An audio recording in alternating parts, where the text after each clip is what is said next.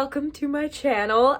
That is so surreal to say. This is my first ever YouTube video that I am posting on my booktube.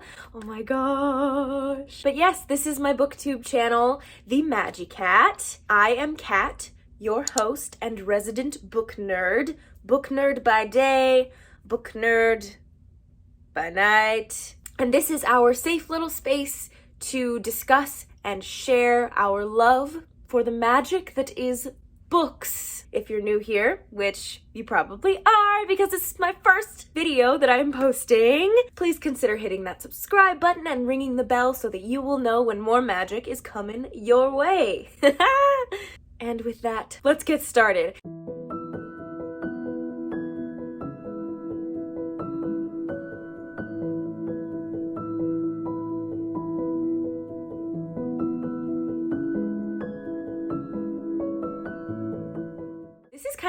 I think it's a cool video idea that I have come up with. As you probably know, a few days ago was Groundhog's Day. Punxsutawney Phil saw his shadow, which means 6 more weeks of winter. I'm fine. But I thought I would do a sort of Groundhog's Day inspired video where I recommend 5 of my favorite books that you will want to read over and over again. These are either books that I have read several times or just more than once, or that I am planning on reading again because they were so gosh darn good. These books are in no particular order. I may number them 1 through 5, but there's no order to this. They're all books that I love. Let's just jump into the books, shall we? So if you know me, you know that my taste in books is pretty particular. I tend to veer toward YA fantasy, which is why I should probably start with, I just hit myself in the face with the book. The Six of Crows Duology by Leigh Bardugo. And yes, I do own the special editions because these are my favorite books. If I'm being completely honest, these books are so near and dear to my heart. I have read them, I'm pretty sure 3 times. I'm pretty sure. Literally to anybody who asks me for book recommendations, these are the books that I recommend because I can wholeheartedly say they're fantastic. So they're set in the Grishaverse, which is the overarching term for the Shadow and Bone trilogy, which came before this duology, and then this duology and the King of Scars duology. I guess it's only gonna be a duology. I don't want to talk about it. I'm really upset about it. But it's just the universe in which these books take place. So these books take place in a part of the Grishaverse, which is known as Kirch. Here, I'll show you. Look at this map. I love a good map, don't you? So this is Ketterdam, the city which it takes place on the island of Kirch. That's what it is.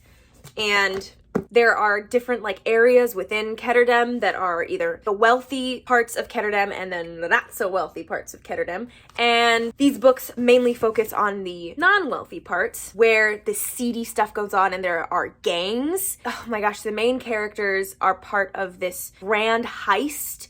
They're all these young adult characters, part of the Dregs gang. Oh, I love them so much. And they basically go on this crazy heist to rescue a prisoner from a crazy prison. There's also, I'm getting notes of feminism. I'm getting notes of incredible friendships. I'm getting notes of xenophobia and the fear of the other. You get all of it with these books. I can't even truly express to you how good these books are.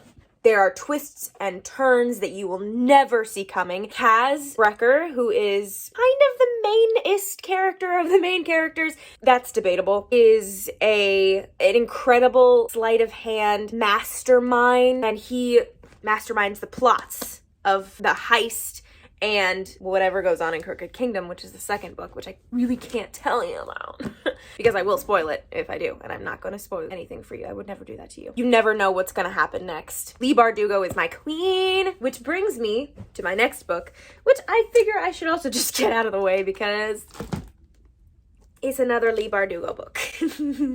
King of Scars. This is one that I actually reread the Six of Crows duology in preparation for this coming out. I went to the book signing for this book. I waited in line for like 4 hours at the Strand bookstore in New York. And when it was my turn, she literally made me feel like I was the only person who was so excited to meet me, whilst I was really, truly holding back tears. And she signed to Catherine.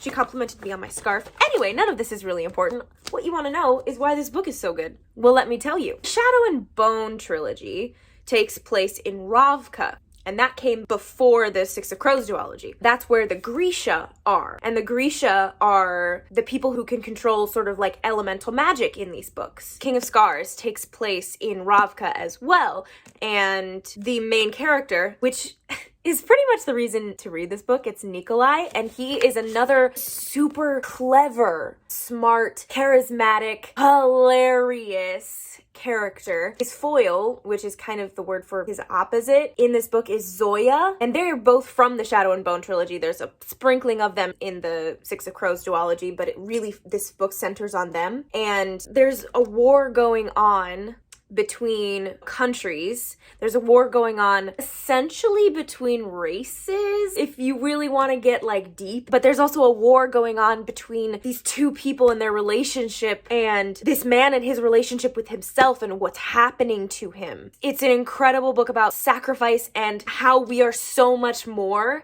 than we could ever imagine ourselves being, that we can accomplish more than we can ever imagine just by digging deeper into who we are at our core.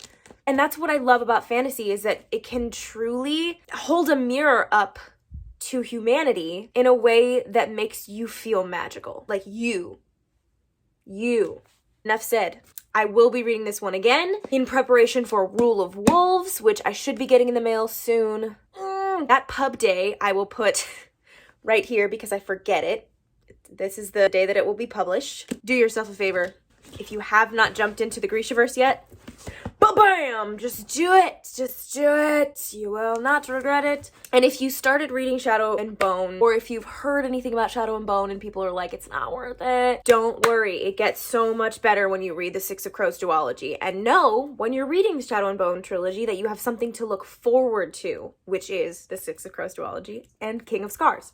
So, it's so worth it! That was number 2. I definitely forgot to say that. Let's take a break from the young adult fantasy for a bit. Number 3 is To Kill a Mockingbird. It's a classic. It is a classic. I have read this one 3 times. 2 of those times were for school, but both of them were assignments that we got to choose what book we were going to read, and I chose this both times. There's really never a point where you're done learning from this book. Every single time that I read it, I took something new away from it. Let me take it out of its beautiful case. It's just so incredibly illuminating. It shows us that compassion and kindness truly outweigh the darkness and the adversity that we may face. That humans suck. We really do suck sometimes. A lot of the time. But kindness and compassion are what we can use to combat the stuff that sucks about us. I love this book just so much in my soul, because the way that the characters learn from each other and the way that they teach each other lessons about how to be better humans, the life lessons that come out of Atticus Finch's mouth with every breath he takes, every word he speaks, it's unparalleled. And we're following a young girl throughout her journey of realizing that we are all the same, that we can connect with literally anyone and everyone, and we should. Isn't that what this life is about? It's about human connections and realizing how similar we are, even with and especially with our differences. Harper Lee, you just killed it. So that was To Kill a Mockingbird. On to, how could I not talk about Circe?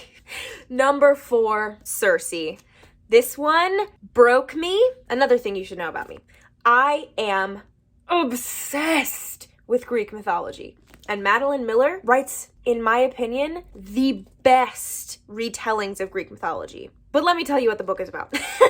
So Circe is the daughter of Helios, who is a Titan, which is a fancy name for the gods that came before the Olympian gods, like Zeus and Hera and etc. So Circe starts out, she's born, she grows up. That part isn't super important. What's more important is her journey into figuring out who she is. And who she is a badass witch. I mean, how does it get any better than that? She's literally a witch goddess. She gets sent away. She has everything that she's ever loved taken away from her or threatened. She gets beaten down by her own family. She fights monsters. There's nothing this bitch can't do. And that's what she figures out through this entire beautiful book. The style of writing is just so poetic and gorgeous and lovely. I feel like at the heart of this book is a message that being human is so underrated because our lives are finite and there's beauty in that. There's beauty in the fact that at any point we could exist no more. I will be reading this book again. I read it last summer. I think this will be another summer read for me because it also has those gorgeous landscapes, the sea, a kitchen full of herbs and flowers, and an entire island of lush greenery. The imagery in this book is also so gorgeous. Absolutely pick this one up if you like beautiful writing, strong female characters, witchy badassness, and you will love it. All right, and we have finally come around to the last book. So the fifth and final book that I want to talk about is Fire from the Graceling series. I have had this book forever. I got it when I was probably a preteen, and I've read it 3 times. 3 is the magic number today, apparently. It is so darn good. Don't look at the cover though, because they came out with these gorgeous new covers. I'm gonna put the new cover right here. Isn't that so much better? Especially because side by side, you see how this one is a brown person and this one is not? She is described as being brown skinned. That was super important to me growing up. So important to me that I didn't even realize it was important to me. This was the first book that I read where I felt seen as a girl of color. Looking back, that is so significant. I felt represented, even if I didn't have a name for it at the time. Let me give you a little bit backstory on Graceling. So the first book in the series is called Graceling, hence the name of the series. It's this realm in which there are different types of magical people. Gracelings are the ones that have 2 different colored eyes and they have skills that are heightened. That is one part of the realm. There are people with graces. However, on the other side of this mountain range, which is uncrossable, are the dells, which is where this book takes place. And in this realm, there are people who are known as monsters, and they are gorgeous humanoid people with brightly colored hair. And by brightly colored, I mean Fire's hair is the color of fire, every color in Fire. So the reds and the yellows, of course, but also the blues and the purples, like this cover. And they can sort of, it's not mind control necessarily, but it's sort of like a willing people to do what they want because they are so beautiful. They have that power over people. Fire and her dad are the last 2 monsters in this realm. And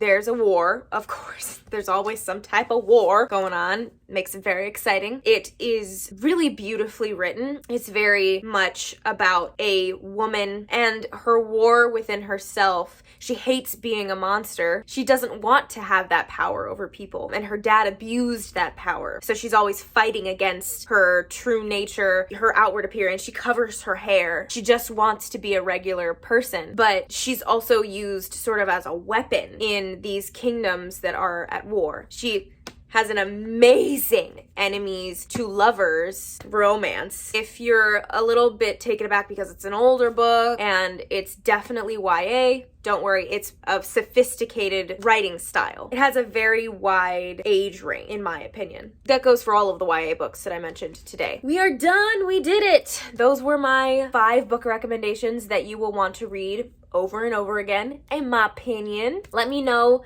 in the comments below, what is a book that you have read more than once or are planning on reading again because it was just so good? Or if you don't feel like doing that, or you can't think of something, comment a bee emoji. Why not? We love a good bee emoji. If you like this video, please give it a thumbs up. That helps me out a lot. I will see you in my next video. Bye, everybody.